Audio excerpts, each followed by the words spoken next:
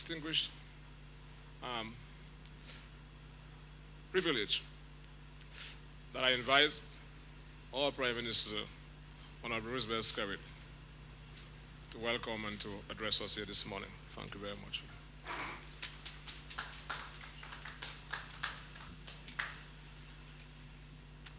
Uh, Thank you very much. Let me greet my friend and colleague, Honorable Blackmore, our Minister for National Security of Dominica, and the Ministers for National Security within the RSS family, our dear head of the RSS, someone whom I have the highest personal commendation for the extraordinary leadership that he continues to exemplify during very challenging times. And I think the RSS and, of course, all of us in the region are comforted by your leadership um, of yourself and, of course, of your men and women at the RSS. And to recognize also our Chief of Police, Mr. Daniel Carbon, and Deputy Chief, Mr. Corbett, and all who are in attendance at this very important and very timely RSS Conference of Ministers. My only disappointment with this meeting is that it's been conducted in virtual means. I would have loved to welcome all our friends from the RSS family to Dominica, so uh, you could have enjoyed the freshwater lakes and the many rivers and the hot springs to rejuvenate your minds and bodies, and also our amazing trails, which will allow you to engage in some exercise while you enjoy the flora and fauna and the beauty of the nature isle of the Caribbean. And so I look forward to welcoming you physically at some point, both in your official and private capacities. As I said, I really want to commend the RSS, and I think we need to recognize our predecessors who had the wisdom of creating RSS. And oftentimes we as Caribbean citizens, we criticize that which have not happened, but sometimes we fail to celebrate that which have happened and that which is happening. And I think RSS is an institution and an achievement which all of us in the region should celebrate and to commend, because I can say I have been around the block, so to speak, for some time, and I can say without the support of the RSS, our region will be worse off in terms of our regional and national securities. And so the RSS continues to play a very critical role in intelligence gathering and also countering illegal activities within the RSS family. And also during disaster times, during times of shocks. And we in Dominica can speak with great clarity and without any fear of contradiction of the extraordinary support which the RSS provided to us during the times of natural disasters.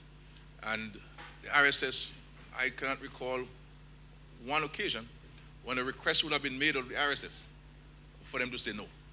They would always find a way of facilitating that request.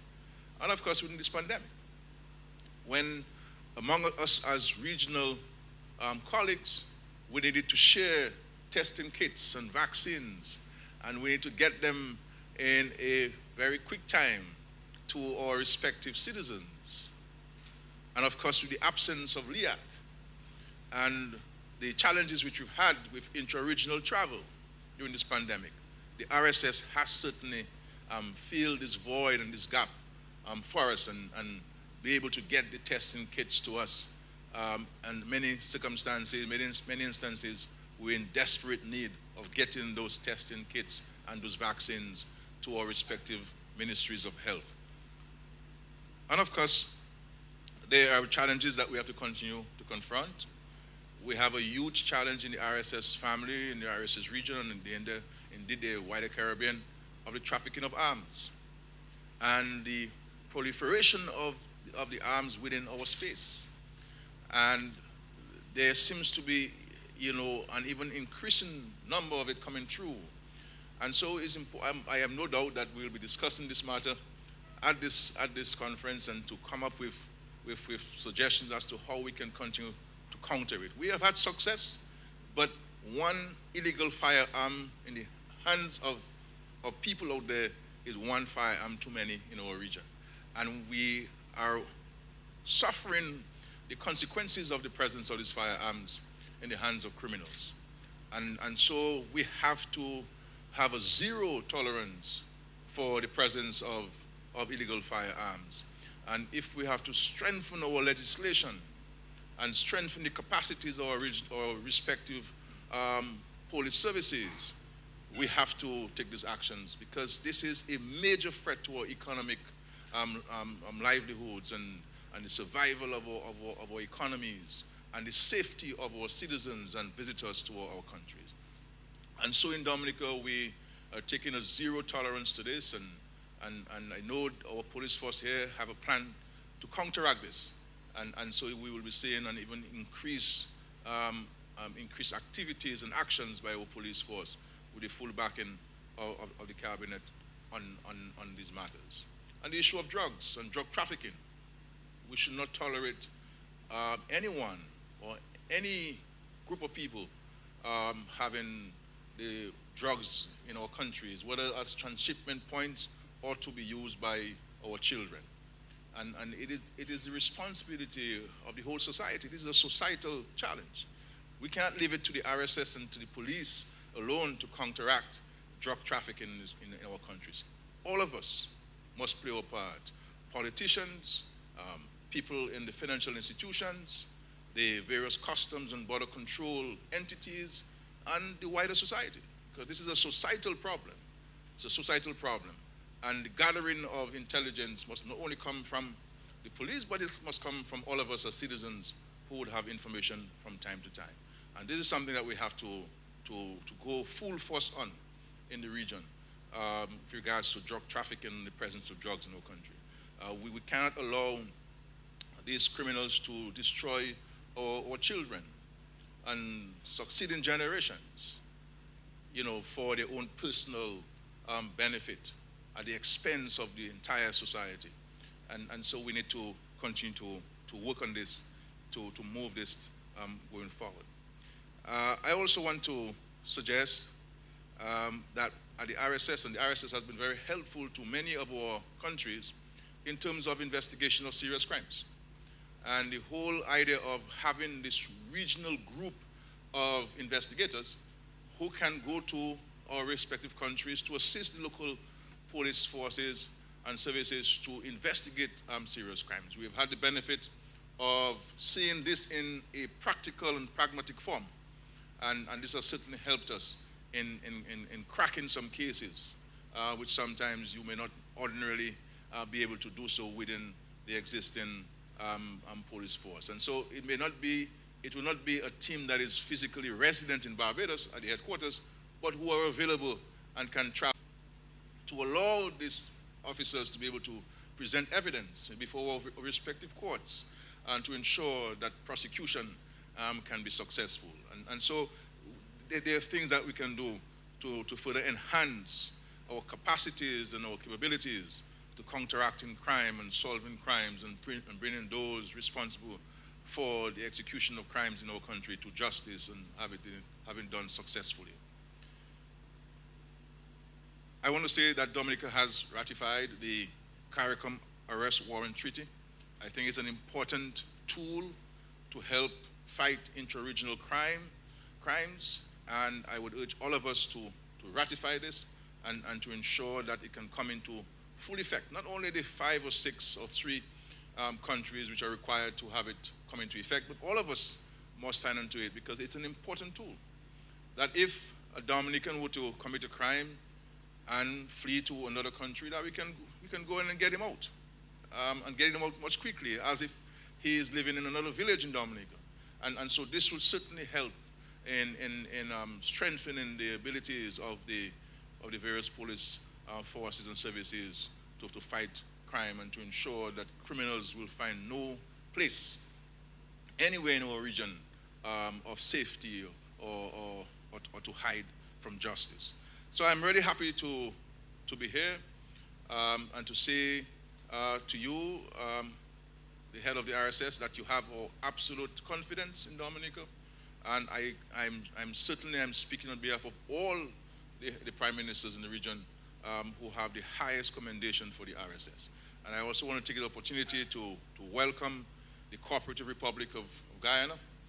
Dominica has, and of course many of us, all of us as prime ministers have supported the inclusion of Guyana. I believe it will certainly enhance our efforts at regional crimes, fighting regional crimes, and certainly ensuring that we broaden the space of our remit and bring to bear the capacities and the opportunities from our friends in the Cooperative Republic of Guyana. So I want to commend President Ali, His Excellency President Ali of Guyana for agreeing to this, and also commend the Prime Minister of Barbados for leading the negotiations on behalf of the RSS. And so I'm very happy to be here, and I look forward to the recommendations coming out, and not preempting the recommendations, but to say whatever recommendations that will come out of this meeting, the government of Dominica will fully support those initiatives, because we must maintain in the region and in the world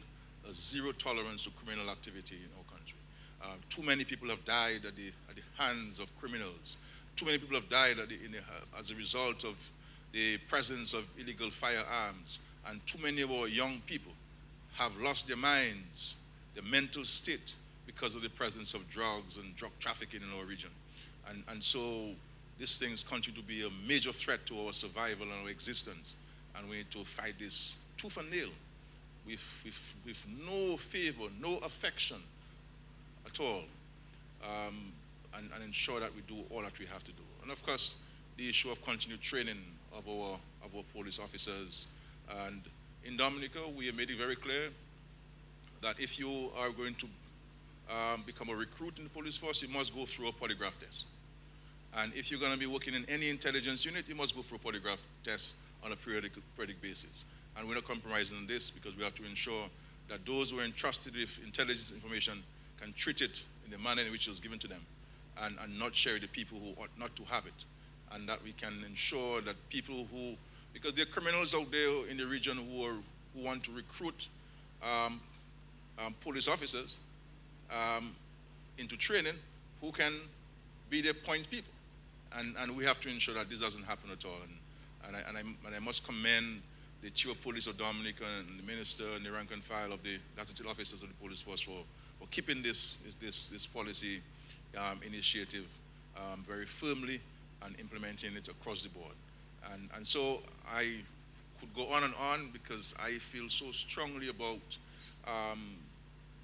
these criminal elements in our countries, and the need for us to eradicate these criminal activities in our country.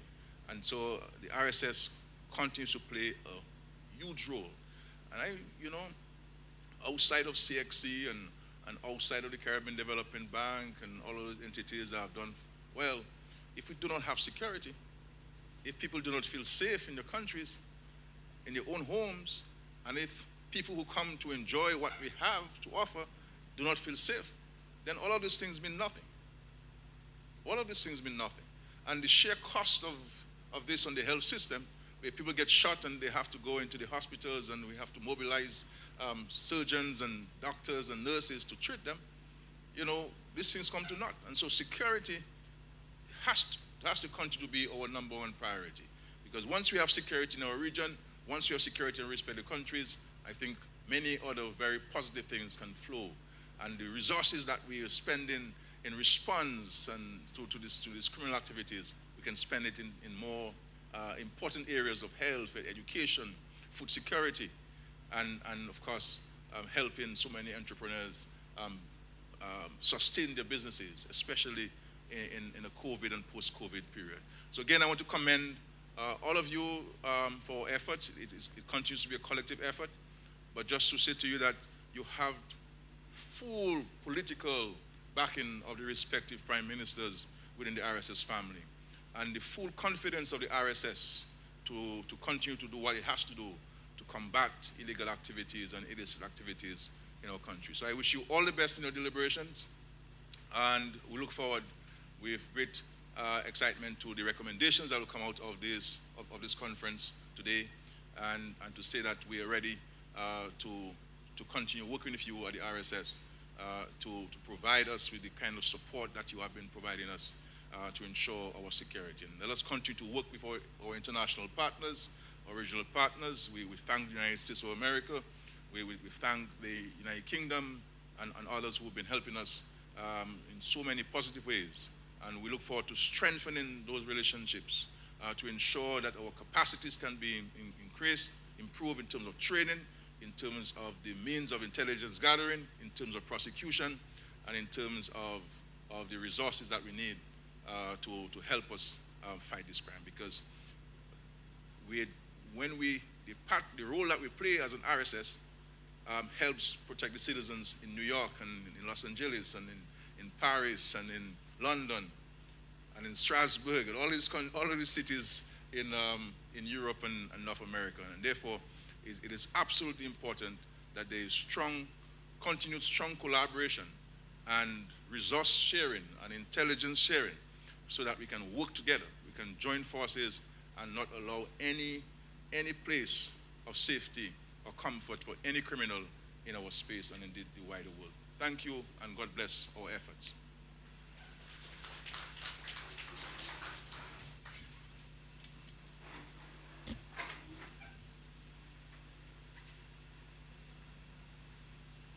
Thank you, Honorable Prime Minister. I think you have crystallized in the most splendid fashion all the core issues confronting us within the RSS fraternity insofar as our security is concerned.